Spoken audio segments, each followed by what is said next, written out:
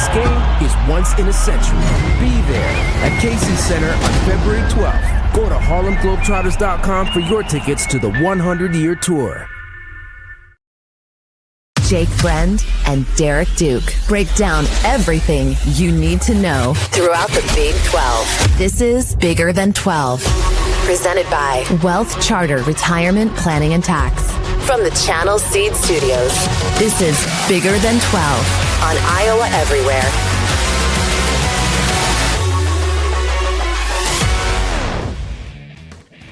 What is up? Welcome to the Channel Seed Studios. This is Bigger Than 12 on Sunday, December 28th. We're recording this around 9:45 a.m. Hopefully, this is not dated with transfer stuff by the time this episode's released, but we're not really talking about any of that today.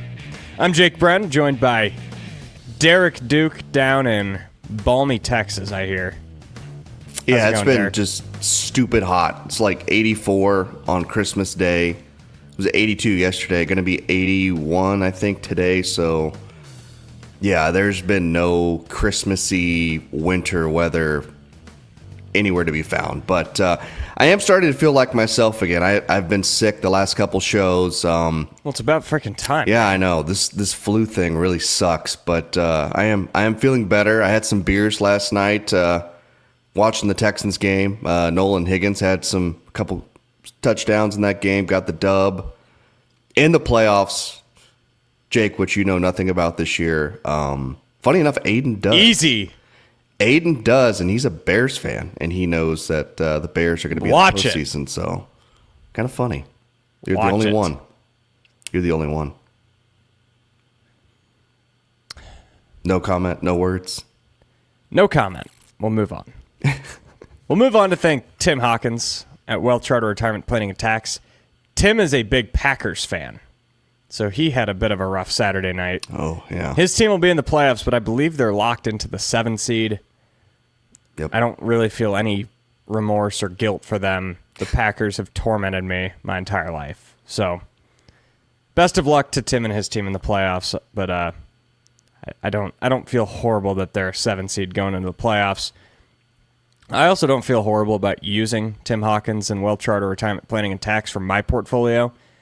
I had a meeting with them this fall, and then going to go in here shortly and really iron out all those details and get all of my financial portfolio and retirement plans under one roof. And that's what they do so well at WealthCharter.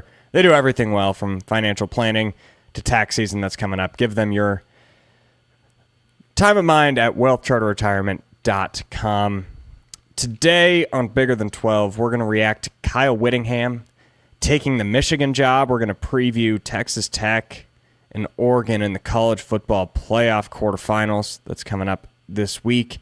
We'll react to BYU and Houston's bowl wins on Saturday, and then we'll dive into a little more basketball. Of course, Iowa trivia and all those fun topics as well. Let's start with Whittingham taking the Michigan job after retiring from Utah. Whenever that happened, it didn't seem right. It seemed like Whittingham wanted to keep coaching, and they were kind of giving him an ultimatum of like, it's either you go or we're going to make you go. And Whittingham kind of went back on his initial thoughts of wanting to retire after either this year or next, and clearly didn't want to, and takes one of the premier jobs in college football. We haven't really talked about this, Derek, so I'm curious to hear your thoughts on this. Yeah, honestly, I wasn't shocked by this move. In fact, about a week ago to this day, I wrote an article saying that Michigan should go get Whittingham, and I guess they finally saw the writing on the wall here. And Michigan, we don't talk about Michigan football ever, but they're going to be the focus for my Freedom Tire Who Needs a Fix. Normally, I would say Michigan can do better. I think they can go get the hottest coach available, but due to their circumstances and with it being this late in the coaching process and the coaching carousel, they're not going to be left with many options. And at 66 years old, Whittingham is probably not the most ideal candidate to take over, but due to their current situation. I think he's exactly what they need. They don't need a young, upstart, first-time head coach. They need some stability, someone to help guide them back to normalcy.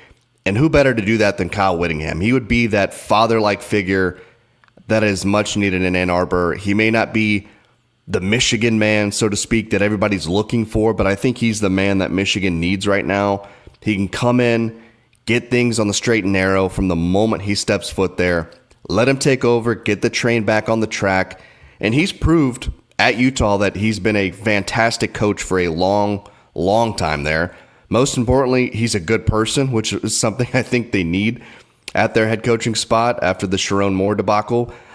Is he going to be the future of Michigan football? Probably not, but he can at least put that foundation up before the next coach comes along. So I think it was a really solid hire by Michigan. I think it was a much needed hire by Michigan. I've really, really thought about this topic a lot. And I've gone back and forth. I even tweeted out when it happened that I think this is going to be a disaster. And the more I think about it, the more I think it's somewhere in the middle. A guy who's been at Utah as long as he was, 27 years. You work with the same staff that whole time. You talk to the same boosters the whole time. You have mostly the same administration for long periods of time. He didn't really have to build anything at Utah this decade in this current climate of college football with the transfer portal. Yes, he's had to adapt, and he's adapted a little bit better than I think I would have expected. I thought he adapted very well this year, bringing in Jason Beck from New Mexico and Devin Dampierre, and the way he was able to rebuild that offense. But at the same time, it's a different animal doing it at a blue blood like Michigan. It's a different animal when their fans don't only expect like a national championship, they expect to beat Ohio State. And that's a really tough job to step into. And I'm not saying Whittingham isn't capable of it, but at this age, I don't know if he's capable. But you do make a good point. And this is not the coaching hire that you're trying to go win a national championship. Yes, that's what you say in press conferences, and it's what you try and communicate to your fans, but this is a hire to stabilize the ship. And there is not a lot of coaches in college football I'd rather have trying to stabilize a ship than Whittingham. I just think this has the potential between unrealistic expectations of Michigan fans and where Whittingham is at in his career for this to go poorly. Yeah, it's not a hire that's going to win a national championship. If there's any Michigan fan out there thinking that, then boy, they are. And they are. Yeah, and then there might be some out there, but I think that's just, you can't look at it like that. I think you have to say, we need to get back on track. We need somebody to right the ship, stabilize this program, and I think Kyle Whittingham, like, this is the perfect fit, in my opinion, being this late in the process and being exactly what you needed. I think it's a great fit. You know, are they going to win 10 games next year? Probably not. Are they going to win 10 games 2 years from now? Who knows? But I think until you can get that next coach coming in that you know that you have to have, I think this is a really good fit. I also, it did make me wonder, because I know with Matt Campbell being a big Michigan fan growing up, that it's kind of funny that this job comes open, about a week after he took the Penn State job. So I don't know if he would have went to Michigan under these circumstances, but it certainly would have been an interesting conversation to have for Michigan. Yeah, there is something to it also. Penn State and Michigan completely botched this process for the most part, every step of the way. A lot of this for Michigan was out of their control. Like they can't control Sharon Moore on off the field. If it was up to them, he'd probably be coaching next year, and they'd be making a coaching change earlier in the cycle in 2026. So it's not entirely their fault, but it does feel a little ridiculous that it seems like Penn State botched the process every step of the way and still landed with a guy like Matt Campbell, who I think has the potential to go win a national championship there. And then Michigan, they end up, Whittingham is about as proven as any coach that got hired this cycle. Yes, he's older, but that's still a really, really good hire. And of course, the Big 12 is never good enough until these blue bloods in the Big 10 need a new coach. It's like, well, let's go get the coach from the Big 12. They're never good enough until, Josh Hoover's in the portal, Rocco Beck's in the portal, Sam Levitt's in the portal. Let's go get these guys. It's such a double standard, and it sucks to see how the tiers have kind of evolved in college football. Yeah, and one thing I'll say about Whittingham, I think he's been pretty open about NIL and paying the players. I remember at Utah, he talked about exactly how he wanted to use the money to build a team. And I thought, like you mentioned, he did a great job this year filling in some needs that they needed at Utah with Dampier, with bringing Beck. So I think he did a really, really good job adapting. And obviously with being at Michigan, he's going to have more resources at his fingertips than anywhere he's ever coached at. So I am very curious to see how it's going to work out for him in Ann Arbor.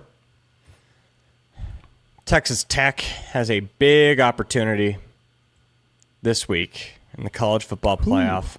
New Year's Day, that's Thursday, right? Or is that Friday? Yeah, it's going to be Thursday. Yep. We're in the time of year where there is no day of the week. It's just like, okay, so it's football every day. It's 3 days after Christmas today, so we're only 4 days away from New Year's Day. That January 1st, Oregon against Texas Tech. First game of the day, 11 o'clock on ESPN. I mean, this is the biggest Big 12 football game since probably TCU, Georgia in the national championship. But no one in their right mind thought they were going to win that game. Very few people also thought they'd beat Michigan. So it's still probably that. If TCU were to pull off the David versus Goliath that year, that would have done so much for the conference.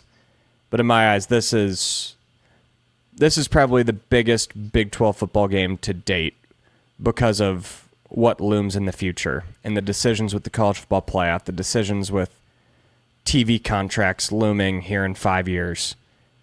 Tech has to win this game, and then every game after that becomes just the new biggest Big 12 football game ever. Yeah, I would say on the field, it's probably, I think it's right up there with like Arizona State, Texas last year, just because, Texas leaving for the SEC, and now you get the newcomer in the Big 12 with Arizona State playing in a college football playoff game, getting a shot at Texas, nearly winning that game, if not for that fourth down. But off the field, you're right. This, to me, is the biggest game probably since that national championship game with TCU and Georgia that went completely south for the conference. So, and speaking of that, Tech is going to be the focus for my carbless, refreshing take of the week here. And it's going to be that Texas Tech is playing for a lot more than just the name on their jersey, the helmet, the school, because not only they're going to be carrying the burden of the narrative that's been pushed about themselves, because when people talk about Texas Tech in the national media, what do they talk about? They talk about, they spent this much money to buy this team, when nobody else talks about it when it comes to an SEC school, a Big Ten school. But because they're based in Lubbock, Texas, because they're in the Big 12, because it's Texas Tech, nobody views them as a serious power. But things have changed in this world in today's college football.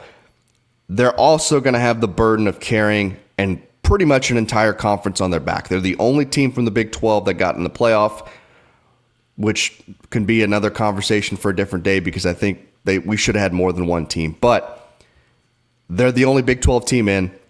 They're going to carry the conference on their back. So it's going to be the Big 12 versus everybody else in this college football playoff. And first up, it's going to be against the Big 10. It's going to be against Oregon. So I think the pressure for Texas Tech is just insane right now because of what they're going to have to do just on the field, off the field. They're going to have to brush off every single narrative that this conference has had. People are going to look at Texas Tech saying, they don't really play great defense. The Big 12 doesn't play real football. They don't play anybody. Well, if you've watched Texas Tech, you know just how good they are. You know how good they are defensively. And I don't agree with Urban Meyer very often, but there's something Urban Meyer said last week. He said when they were down for the big noon kickoff, he went down on the field and he was watching Texas Tech's defense warm up. And as a guy who's coached at Ohio State, at Florida, he knows what a great SEC defense looks like. He knows what a great Big Ten defense looks like. He said when he was standing on that field watching those guys warm up, just looking at the players, he said they're right up there with the best I've seen from the SEC. He said this isn't like an average Big 12 defense. This isn't a great Big 12 defense. He goes, this is like an SEC level, high caliber defense. And I love when he said that because I think people just don't understand how good this team really is. Like, they're capable of winning a national championship. They're capable of getting to a national championship. And that would be great for the conference. So, but again, I think there is a ton of pressure on this Tech team. We'll see if they can get the job done. The big thing is all if. Like, hypothetical national championships are won every single day in the SEC because it just means more. And we don't want to be that. We can't have that. We can't have Texas Tech on Friday look back and be like, if this went this way, if this went that way, then look what could have happened. They've just got to go win. Whatever it takes, it doesn't matter what fashion. The only way, literally the only way outside of literal brainwashing of media, the only way to close the gap between the Big 12 and the Big 10 and the SEC is to prove it on the field. That is the only thing, and it can't happen just one year, but it has to start in 1 year. You need your big dog to go be the big dog. You need Texas Tech to, while we complain a lot about how the Big 12 is maybe talked about unfairly and treated unfairly, I feel like Texas Tech was given a lot of flowers this year by a lot of national people. I feel like they were given their due diligence for the most part. Now it's time to go back that up. Go have that defense play like an SEC defense, if you will. Go have that D-line prove that they are the best D-line in the country and go make life hell for Dante Moore. Just do it. That's what this all comes down to. And nobody knows that better than Joey McGuire. Nobody knows that better than their players and hopefully that fan base. That fan base should know that they've got not just Red Raider Nation behind them, but they've got a lot of Big 12 schools behind them, because I think anyone with a pulse in this conference knows how vital this game is. It's monumental, and it's something that you can't really explain at a family Christmas. Like, I've had a lot of family Christmases the last couple of weeks, and it's been so hard to communicate to people, why did Rocco Becht leave? That doesn't make any sense. And you realize how in a bubble we are, just talking about this every day and following this every day. It is so hard to explain to a casual college football fan why this game on Thursday has more stakes than any Big 12 game ever. But those that are in it and those that really care about the future and the health of the conference and the programs within it, this is as big as it gets, and I can't wait. Yeah, and the Big 12, the last taste in our mouth from a Big 12 perspective on a national level is that TCU game. And it was very unfortunate because it was one of the worst national championship games maybe in history. So now you're really getting your first chance to kind of prove that right, that wrong here in this game, because, like I said, Texas Tech is good enough to take it all the way. If they play up to their level, I think they're good enough to win a national championship. So this is the chance for them and for the Big 12 to get back on track, get some national respect. And you're right. You mentioned the playoff. The committee's going to be watching. So for future reference, for everything, for the benefit of the doubt, because that's one thing the Big 12 never gets in this conference. I've been covering this conference for 9 years now. There's always been that just sour, bad narrative that the Big 12 teams, oh yeah, well, they're pretty good, but they're not good enough to win a national championship. Well, this team is. I really believe that. Defensively, they're as good as anybody out there. Offensively, they still have some things they could work on, but they're still pretty damn good too. So I'm really excited about this game. I do think playing Oregon, even if they beat Oregon, I don't know how much that narrative's going to change. I really wish this game was against an Indiana, an Alabama, a Georgia, to get your chance to really take on one of those teams from the almighty SEC or the number one team in the country in Indiana, for a chance to go against them. And, you're going to have that opportunity if you win this game, but this is just a huge, huge matchup coming up on Thursday. I'm excited. I can't wait. This is what we've really been waiting for all season long. So I've got a hypothetical that could be interesting. So let's say Texas Tech handles Oregon. 7-point win. Nothing too crazy, but an impressive win. Then we get two options. Let's just say they play Indiana in the semifinal. They'll play the winner of Indiana and Alabama. You have two options. You beat Indiana and you lose in an embarrassing fashion to Ohio State. Maybe not the level that TCU lost to Michigan 2 years ago, but let's say you go out there and lose by 30 in the national championship to Ohio State. Would you rather have that or a last-second loss in the semifinal to Indiana? What would benefit the conference's reputation more down the line? Probably a last-second loss to Indiana. You can't. I agree, and it sucks. It doesn't make sense, but you're right. You can't go back to the national championship game and just get embarrassed again, because again, people, even if you beat Indiana or Alabama, they're going to forget all about that game, and all they're going to remember is that stupid national championship. It's the same thing with TCU right now. Like, nobody talks about that win over Michigan. People are talking about Michigan as being a national championship team that year, winning the national championship. TCU takes them down. Everybody's excited for 5 minutes, and then as soon as the national championship game's over, all people are talking about, well, TCU shouldn't have been here. They didn't deserve to be in. But they beat Michigan to get there, but nobody talks about that. It's so absurd. My gosh, it is so absurd, Derek. Can I change my... It is what it is. Nah, never mind. I'll keep my Freedom Tire Who Needs a Fix for later. But that was my... We'll call that my bonus Freedom Tire Who Needs a Fix. Well, I don't even know how I would phrase it. Common sense. One thing I will say, they're gonna have their hands full. Dante Moore's a really good quarterback, great young quarterback. So this defense is going to be tested like they haven't been. Oregon's very well balanced. I haven't watched a ton of Oregon this year. They're a really balanced team. So I think Tech is going to have their hands full. And I think offensively, if they finish drives, that's the key. That to me is the key for them. They can't keep settling for field goals or coming away with no points when they're in the red zone, when they're deep in opponent territory. They have to come away with scores.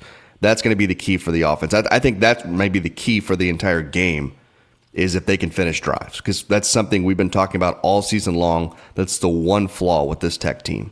Yeah, these are not the Chip Kelly Oregon teams. No. This is not go put up 60 but also give up 50. These Oregon teams have slowly transitioned into Big Ten football. And they've still probably got more skill and flash than your average Big Ten team, but they're really good up front, both sides of the ball. It's honestly a pretty, not equal matchup on paper, but I would call it a similar matchup. Yeah. Coming up on Thursday. We'll be sure to react to it next week here on Bigger Than 12. BYU beats Georgia Tech in the Pop-Tarts Bowl, 25-21. They overcome a deficit of, it was 21-7, I believe. And they stormed back to win it. Sorry, it was 21-10. Yep. And BYU makes it 3-0 for the Big 12 in the Pop-Tarts Bowl. It just the belt belongs to the conference, but all in all, doing this without LJ Martin, doing this without a couple key defensive players, and doing it in the fashion they did, trailing late, looking like it was over. Just a really good win for Kalani Sitake and a team that has a freshman quarterback that's going to be back next year, and they'll bring back a lot of pieces as well as their well-funded team, probably bringing in some replacements on both sides of the ball. Well, the good news is I'm still alive for the Big 12 Survivor. Nobody cares about that, but I'm still alive after Saturday. You and 90 other people were sweating. Yeah, I know. I definitely was. There's this game. So I think we have 90 people remaining, and I want to say 82 people picked BYU. Oh, geez. Well, I was one of them. But, so I I was like quietly rooting against BYU. Oh my God. Not completely. You just say that on this show, really? Not really. I would say I was reasoning with it. Like I wanted BYU to win, but I was also at the same time thinking, well, I guess at least if they lose, then Survivor can actually finally be down to like a few people. You selfish bastard. I was still very excited when BYU won. Don't get me wrong. Yeah, but yeah, it was a great Pop-Tarts Bowl. Which, by the way, they do an excellent job. It's always like one of the most entertaining bowl games out there with the show, the spectacle, the theatrics. They do a really, really good job of putting together this bowl game. But I think for BYU, it kind of went about as expected. You get the draw with Georgia Tech. You knew it was going to be a battle between two really physical teams. But for BYU to go into the fourth quarter down by 11, come back to win it, it was damn impressive. And I thought Bear played pretty well. It didn't have a ton of help in the run game without Martin, but what got me was just their defensive play in the second half. I mean, you shut out Georgia Tech in the second half, and that played a huge role in the comeback. And I don't think we talk enough about BYU's defense. I think everybody wants to talk about LJ and Bear, but defensively, like they've always been one of the better defenses in the conference. And, nationally, I think they're a really good defense too. So it was a big win for BYU. By the way, they captured their first, I didn't know this till after the game, their first 12-win season in 24 years, which I watched this team and I just thought to myself, man, they should have been in the freaking playoff. Like, they should have gotten their shot in the playoff. But they didn't, so instead they're stuck with being the Pop-Tarts Bowl champions for now. You're right. That leads me into my carbless, refreshing take. Premium, handcrafted cocktails, so many flavors. I actually enjoyed a few of these on Christmas Eve. Just saw that they were putting out recipes, weren't they, or cocktail recipes? Yeah. I didn't really have the ingredients to try and make one myself. Maybe that'll be a New Year's Day thing while watching college football at home. But I enjoyed a couple carbless as a nice change up to the plentiful amount of beers that were available at Christmas. Get yourself a 4-pack of carbless at your local gas station, liquor store, grocery store. We appreciate their support. And they bring us a refreshing take. And my refreshing take is that BYU played. They should have been so mad, and they were mad, that they got left out of the college football playoff. They won 11 games and had 2 losses to a top 5 team. It happens. Guess what?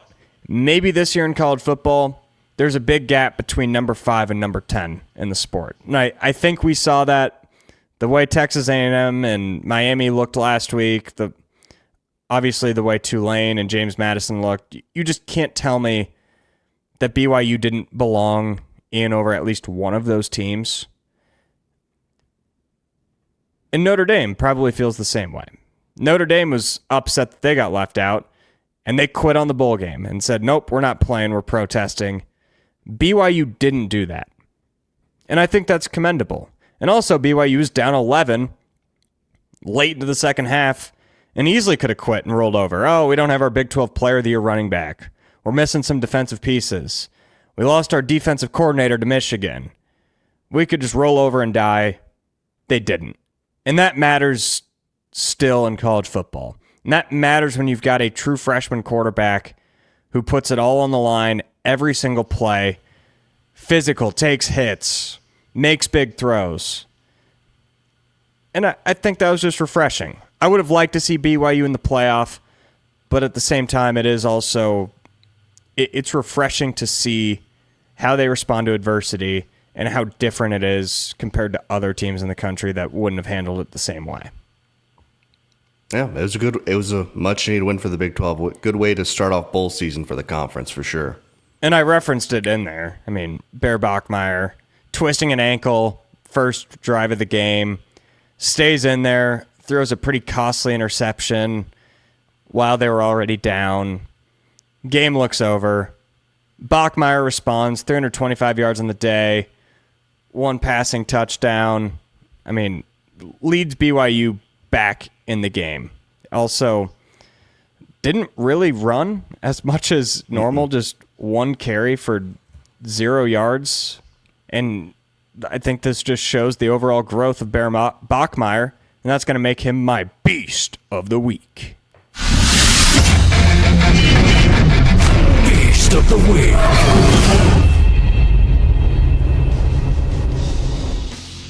You know what? Maybe Kalani Sitake made the executive decision, and while, yes, we want to go win a Pop-Tarts Bowl championship, we probably don't want to hurt our first-year quarterback who has taken his fair share of licks as a rookie. And Bachmeier still just found other ways to go make it happen. Really connected with Carson Ryan as tight end a lot. Parker Kingston, Chase Roberts all had their respective big plays as well. Bachmeier, against all odds, never gave up, and he's a beast. Just an absolute beast. Go and get yourself the Beast Hard Seltzer, brought to you by Monster. Your favorite energy drink is now a hard seltzer. And I think they'd be smart to endorse Mr. Bachmeier, even though it probably doesn't make sense at that school. It'd be a conflict of interest, I believe, at that point. But you're right. I've called Bear Bachmeier like a mini Tebow, and after seeing him up close at the Big 12 championship game, I made sure to watch him warm up. That dude is just built like a freaking tank. Like, his lower body is built like a damn middle linebacker. Like, he is a massive, massive kid for being just a freshman. And, you know, with all these quarterback transfers, I kind of said it the other week, but he's going to be the face of, like, all the Big 12 quarterbacks next year. He's going to be the poster boy for just about for the conference. So, but no, he's a fantastic player. Future's very bright there in Provo. So, really excited to see what he can do next season there at BYU. Meanwhile, Willie Fritz and Houston take care of LSU in the Kinder's Texas Bowl, 38-35. They got down in this one, 14-0 quick. I mean, LSU housed the opening kickoff, and Houston goes 3-and-out. This game kind of looked like it was over, but in a similar way to BYU, this to me seemed like one of those program wins for Willie Fritz, and you know, he's an awesome coach. We're all Willie Fritz fans here. And it was important to go beat the SEC even though LSU had a massive down year. Yeah, and they had a fantastic turnout in that game for the crowd. Like, there was quite a few people there, which was really good because Houston's kind of known as the school that doesn't have a lot of fan support. They don't get a lot of fans in the stands on Saturdays. But I thought, just looking at the pictures from the crowd and the TV, I thought it was pretty full for the most part compared to a lot of these other bowl games. But I'll say this, I didn't see that high-scoring affair breaking out in the Bayou City. Like, in credit to Houston's offense because they were really, really good in that game. And Connor Wegman, you, sir, are going to be my monster Beast of the Week. Beast of the Week.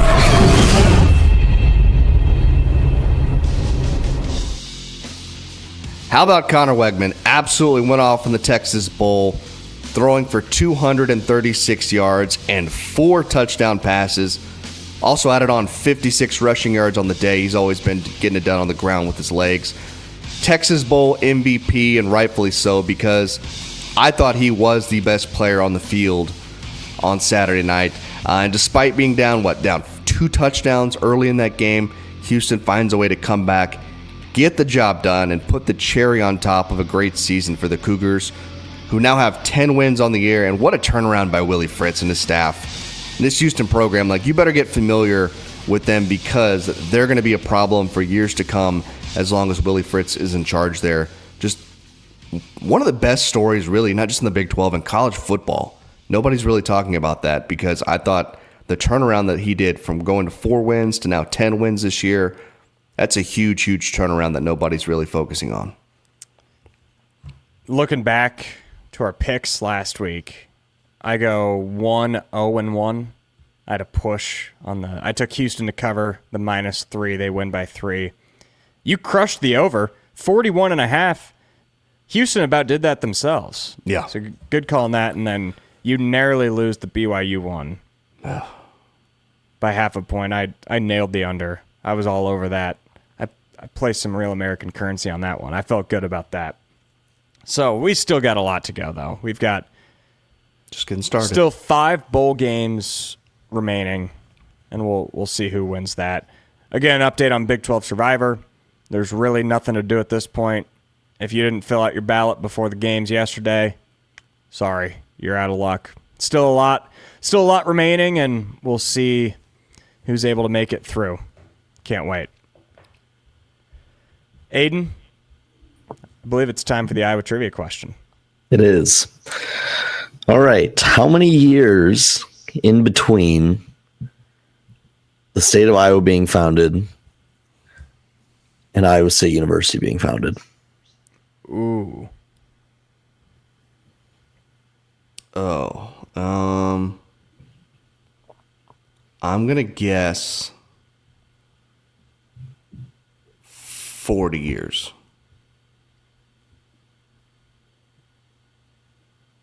I think it's... Isn't it like 10? No. It's 12. I'm way off. 1846, 1858. 58, okay. Yep. Okay. I'm way I couldn't off. remember if Iowa was founded in 46 or 48, but I knew Iowa State. I probably should know it reverse. It would probably make more sense if I knew when the state of Iowa was founded instead of Iowa State University, but I know it was not as big as I thought. Because Simpson College also, I believe, my alma mater was 58 as well. Jesus, is that old? Yeah. Good God. Simpson, when was Simpson founded? 18 what? I believe it's 1858. Jesus Christ, man. Dude, George Washington Carver went there. He invented peanut butter. He also went to Iowa State. He went to both. He invented peanut butter? Yeah, he did. Simpson is 1860. 1860, okay. 1860. Man, I don't even think the town where I grew up was even a town in 1860. I believe my hometown was 1858. I think maybe that's where I was getting the 58. So, nope, never mind, 49. Oh, wait, no, that's Indianola, Texas. You ever been to Indianola, Texas? I've told you that. That's where your honeymoon was. Yeah. Yeah, did a lot of fishing over there. Great fishing. Indianola, Iowa, founded in 1849. So the college came 11 years after. All right, good trivia question, Aiden. Finally, enough of the. How much does this weigh? How big is this popcorn ball? I was getting real tired of that. I was so sick of those questions. Now he's going to bring it back next week.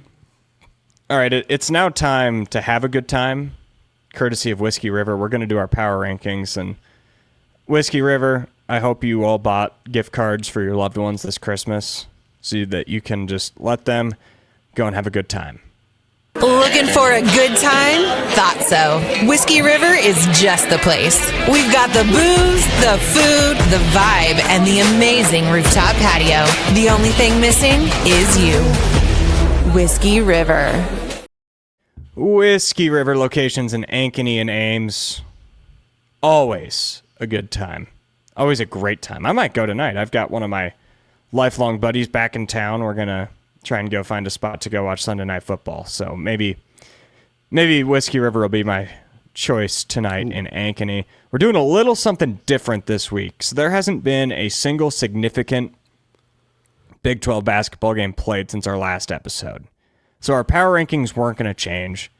So I thought we could switch it up a little bit and maybe do our not Big 12 Player of the Year ballot, but maybe our midseason ballot, if that makes sense. Like just if we had a vote right now, maybe it's first team all conference. If we had a vote right now just for the top 5 players most likely to win Big 12 Player of the Year, that's where we're going. And I'm going to start mine with the freshman phenom, AJ DeBansa at BYU. Got off, I wouldn't say to a rocky start this season, but definitely showed, yes, while tons of potential flashes early, he also had a lot of freshman moments early. That has completely flipped in December. He's not only been the best player in the Big 12 in the month of December, he's maybe been the best player in the country. His stat line, really ever since he figured it out, in that loss to UConn on national TV in mid-November, he has been incredible. And I think I would put him as the front runner still in December for the Big 12 Player of the Year.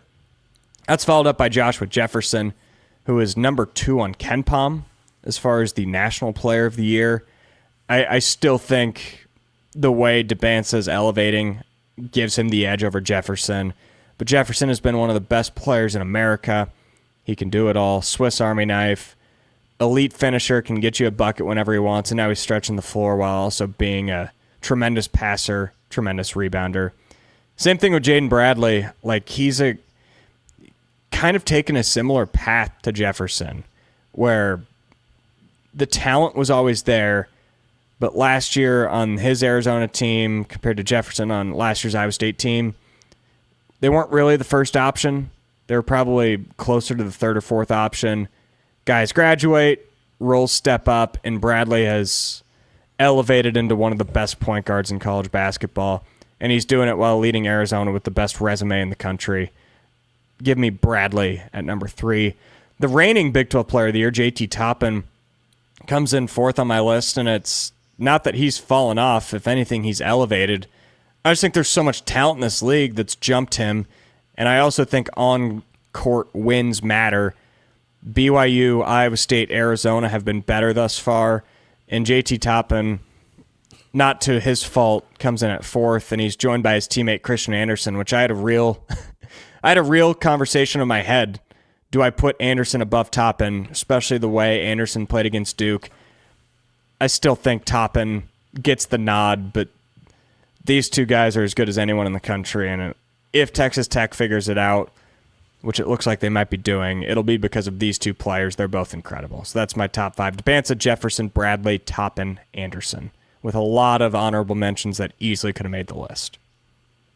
Yeah, my list is going to look a little different than yours, but most of the same players there. So I got TJ Toppin at 1 from Texas Tech. TJ? Preseason favorite to win it, playing well. I think he still could get better. I know you mentioned other people probably passed him as far as performance goes, but I think that win over Duke, I like the way they play right now. I still think down the stretch he's a guy, if Texas Tech is in that conversation in the Big 12 title hunt, I think TJ is going to be the guy to get it done. Complete package, by the way. He just does everything for that team. 2, I went AJ Debinsta. I think killing it on the floor, I think you're probably right. You can make an argument for him at 1. Leading the Big 12 in scoring as a freshman. He's just so damn fun to watch week in and week out. I went Joshua Jefferson at 3. Probably could be 2, and I think it's crazy. Like, I think you can make an argument that he's not even the best player on his own team right now, but top 10 in scoring, top 10 in assists in the Big 12. And I love the fact that he can just drop 25 on any given night of the week. So I really love that from him. I went PJ Haggerty from Kansas State at 4. I know Kansas State has not been great by any means, but I think Haggerty has, leading the team in scoring, averaging almost 23 points a game. If Kansas State goes anywhere this season, Haggerty's going to be the guy to lead them there. Then at 5, I went Christian Anderson. I love the upside of him. We saw flashes of him last season. Just really seems like he's been able to kind of put it all together this year, and his potential is just so damn high. And I think out of all the players on my top 5 here, I think he's got the potential to rise up to that 2 or 3 spot, or maybe even 1. Who knows? But I really, really love Christian Anderson there, so I had to put him on my list.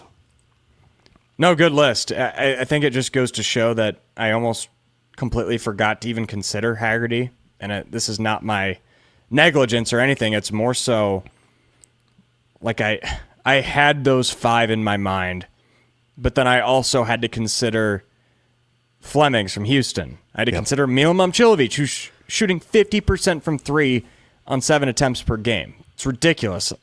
Taman Lipsey is also in there. Emmanuel Sharp. Darren Peterson, probably not there now. He hasn't played enough games, but if he plays throughout conference play, who knows? This conference is ridiculous. The amount of talent up and down. There's also Huff from West Virginia, Hunter Huff. He's one of the most fun players in the country. it is very, very hard to make this list. And as much as I made fun of it last year when there was, 10 players on the All Big 12 first team, I kind of get it. I still rather would it just be 5, like as a starting lineup. I don't care how many teams are in the league. But I do kind of get it because it's ridiculous trying to just pick 5 players out of that. I know. And it feels weird to leave like Taman Lipsy off a top 5 list too. It's I don't know, but there's just so many damn good players in this league. It's incredible. A lot of guys doing a lot of scoring this season too. And not only that, you look at some of the numbers like with Toppin, like he just does everything, man. He can rebound, he can do it all. So the stat sheets are pretty damn full. When I'm looking down and I'm seeing these players, like it's incredibly deep. I think it's deeper maybe than what last season was. Oh, 100%. If we're just talking talent, yeah. I put out this tweet where you've got Kingston Flemings for Houston, true freshman guard. He is averaging 15.5 points per game, shooting the leather off the ball 48% on a top 10 team. And you could make the argument that he's not even a top 5 freshman in the league. That's how ridiculous. He probably is a top 5 freshman, but the fact that you can even make the argument that he's not is absurd. And I can't wait to get in. I can't wait to get into conference play and see these guys hash it out in between the lines every single night. Big 12 basketball 7 nights a week, baby. I can't wait. It's coming. Let's do a little big picture talk. We already mentioned there's been no big games since we really recorded last. So I figured we could just treat this as a pseudo Big 12 conference play preview. We're not going to go in depth, do a bunch of superlatives, but before we do that, I got a bone to pick. And I'd love to go to Freedom Tire. Driving this morning, thinking about how if this rain that's coming down was snow, I'd be screwed. Because I need to hit up Freedom Tire and make sure that my tires are good to go. Locations in Altoona, Ames, Des Moines, West Des Moines, and Urbandale. I go to the Altoona location now that I live in Ankeny. I used to go to the Fleur location. I've had nothing but great experiences at both of them. Give Freedom Tire your business for all of your tire, car, and auto needs. We gotta fix this stuff in college basketball, man. Get the NBA players away from the sport. Baylor is adding James Nagy, a player who was drafted 31st overall in the NBA draft a couple of years ago. Never appeared in an NBA game, but went overseas and will now be joining Baylor midseason. Who knows? This guy could be the best player in the country. He's 21, certainly had NBA potential. We don't know.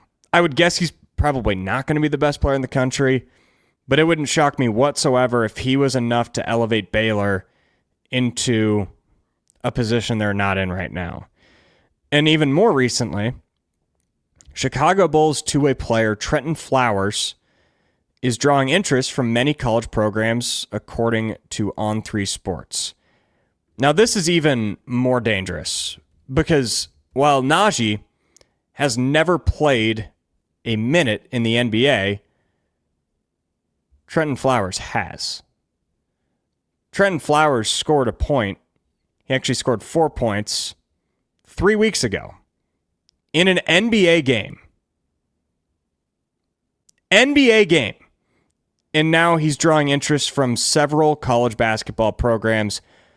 Those include LSU, SMU, BYU, Kansas. This is all according to On3 Sports. This cannot happen. What are we doing? Can Talen Horton-Tucker come back for Iowa State? They could certainly use another wing. It wouldn't hurt. THT played 1 year college ball. Now he's playing overseas. Bring him back. Why not? At this point, why would any player or why would any team not be trying to add NBA players to their roster midseason? It is, a line's been crossed. I don't know how you fix it. I don't know where you draw the line, and I recognize I'm a hypocrite because Iowa State's got to get, like, Dominicus Plata, the German forward. He's been playing pro ball for a few years over in Germany, but what's the line of playing low-level pro ball in Germany to the NBA? Yes, they're both professional, but one is clearly a different level than the other. So maybe it's just, if you've played a minute in the EuroLeague or a minute in the NBA, you can't play. Any other pro league, maybe. I don't know. It's broken. This can't happen. You probably have to take away these mid-season additions. That also feels completely out of line. I'm just ranting. I wish I had a fix, but I don't. Maybe Quentin Kreiner and his team do down at Freedom Tire. It's just free agency, man. That's all it is at this point, really. Could you imagine just scoring like a touchdown in the NFL and be like, you know what? I think I'm going to go back to college next year. It's just, I never understood that rule. It makes no sense to me whatsoever. If you're a pro, you're a pro. You stay a pro. If you're not good enough to cut it in the pros, then go do something else. You don't need to go back to college for that. No, get out of here. Well, with that being said, who should be favored to win the Big 12? Am I going to go first here? Yeah, go for it. All right. Well, for me, it comes down to Arizona and Iowa State, but I think I'm going to lean the Wildcats here. Their resume speaks for itself. I mean, maybe they might have the best resume in the entire country. I mean, you got wins over Florida, UCLA, UConn, Auburn, and Alabama. Like, nobody in college basketball has better wins than Arizona right now. Like, no, they don't have a guy that's going to drop 25 or 30 a night, but as a team, like, they have the flow. They play together. I mean, between Barry's, Pete, and Bradley, they're three leading scorers. I like Awaka down low, grabbing the boards. I just feel like they are a complete team to me, and they can still put up a ton of points, and they can play some defense too, which I don't think many people talk about or realize. But I will say this, right now they are the best team in the Big 12 in my opinion, but I don't know if I can say that a month from now, because I think at the moment they're my favorite because they have to be due to their resume. But once we start getting into Big 12 play, I think it could change. Like, I don't know if Arizona's just going to run through the Big 12, just rough shot, and just nobody touches them, because I still think they're a beatable team in the conference. But I don't know. Who knows? It's still so damn early to tell, too. We haven't even started Big 12 play yet. But right now, I would say Arizona's my favorite. I think Arizona and Iowa State are a cut above. Not just in talent. Like, I do think there's probably a slight difference between those two and then Houston and BYU before another drop-off. Another big factor in that is schedule, and that comes into play now. It didn't used to. You used to get the round robin, and schedule pretty much meant nothing because everyone played the same schedule. Like, yeah, there'd be luck on when do you get a team, what time of year are they hurt, whatever. But now you legitimately have excuses or reasons as to why a team can win the league or not. Like, Houston's got a brutal schedule this year. It's going to be harder for them. Same thing for BYU. They've got a brutal schedule. Iowa State and Arizona have pretty easy schedules in January. And I think that is shown by the odds. Arizona, a slight favorite to win the league, plus 170 over Iowa State at plus 200. And I'd go with Arizona too. I trust them slightly more than Iowa State. Not that I don't trust Iowa State. It's just Arizona has so many wins so far. And I don't see why that would stop. And the ultimate tiebreaker is that Arizona gets Iowa State at home at the end of the year. If that was flipped, I think I would flip my pick to Iowa State. But I truly could see that game being 2 14-2 teams heading into it. Essentially, winner takes the Big 12 title. And you always give the home court edge in that one. So that would be why I would take Arizona to win the league slightly. But I wouldn't rule out a tie at all. Like, there are shared championships for regular season conference titles, and that's not out of the realm of possibility at all. which I don't know how. Would that be a push? If I were to place a bet on Iowa State 2-1, if they tied the conference, do I get paid for that? That I don't know. It's not a question for you. That's more of a question of me thinking out loud. Maybe I'll take it up with our friends at Circus Sports Iowa and see what they think. There you go. Well, yeah, I think the thing is too, there's a good chance we're going to have 2 1 seeds coming out of the Big 12 this year. That'd be the ideal scenario. Yeah. And it's been done before. It was done last year by the SEC. I think as long as Iowa State and Arizona relatively take care of business in the Big 12, that should happen because of the work that they did in the non-con. Now it's just you got to avoid a trip-up game at Baylor. Can't happen, even though they've got NBA superstar James Nagy coming back. Jokes aside. And this leads well into this next question, because I think I know your answer. So there is a clear top 6 in this league. I think there's 6 tournament locks, and then a lot of bubble teams. The top 6, Iowa State, Arizona, Houston, BYU, Kansas, Texas Tech.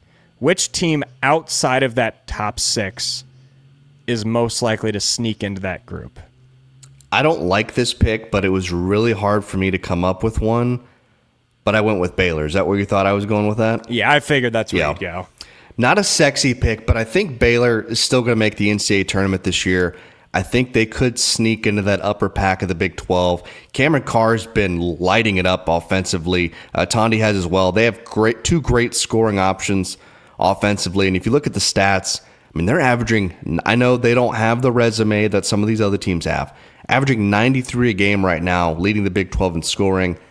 However, they also give up a lot defensively, which means I think they're going to get into a lot of these high-scoring shootouts this season.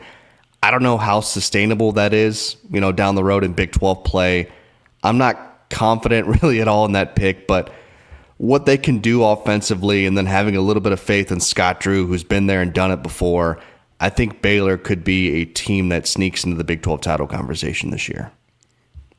Ooh, I wouldn't go that far, but I get the sentiment. I do think Baylor is the pretty obvious pick for this one. I don't think there's any shot they win a Big 12 title. No shot. No. For devil's advocate, let me go with TCU. They've taken their lumps. Bad loss to start the year against New Orleans. They had a weird loss to Notre Dame in overtime. Notre Dame sucks. But they also hung tight with Michigan, and that's got to mean something. They had the wins over Florida and Wisconsin. I see this TCU team being a team that loses a few games they shouldn't lose and probably win a game or two they shouldn't win. And that right there should probably be enough to get them in the NCAA tournament. But I think the point of this question maybe goes to show how elite that top 6 is, because it's really hard for me to see any team other than Baylor sneaking into that. And that's honestly probably more just the inherent bias of Scott Drew. Baylor won a national championship 5 years. You still see them as that elite program, even though since they won the title, they haven't been that. And they certainly haven't been that this year. I don't think that's a great team. I think they're fine. They're probably a 9 or a 10 seed, and sometimes that's just what you are. But they're adding an NBA player, so maybe this all becomes wrong, and maybe they do elevate themselves to a 14-4 team or something like that. I don't know. I don't see it happening, but we've also never seen James Nagy play college basketball, and he could be the missing piece for them, and they could make this conference a top 7 instead of a top 6. There's a chance. You're right. I don't see them like being in the top 3 or anything like that. Maybe they get to 5 or 6, but I don't see them breaking through that big. But if I had to pick a team, I think I had to go with Baylor there. Well, I think that's going to do it. Let's go get ourselves ready for Big Oregon, week. Texas Tech. Massive New Year's week. Day coming too. Got any plans for New Year's Eve? Worst holiday ever. Are you serious? That's like it's my favorite holiday of the year. Why? It's the best. I love it.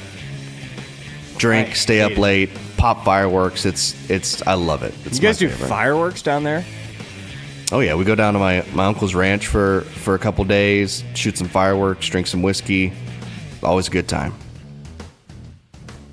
It sounds like a very different experience. In Iowa, the New Year's Eve activity is, which I do not partake in because it sucks, is go pay $100 for a cover at some stupid bar. Oh no. Walk in the freezing cold to get there. I will be sitting at home watching football. I'll be watching football too. Just not in some stupid bar. Yeah, I'm not doing that. That's my complaint with New Year's Eve is people always want to do stuff, and I'm like, I just want to watch football, man. That's all I'm doing. Gotcha. I like my experience better. That does sound pretty fun. It's also usually 5 degrees here, so we can't light off fireworks. That's true. This has been Bigger Than 12 here in the Channel Seed Studios, brought to you by WealthCharter Retirement Planning and Tax. We'll be back same time next week with Bigger Than 12.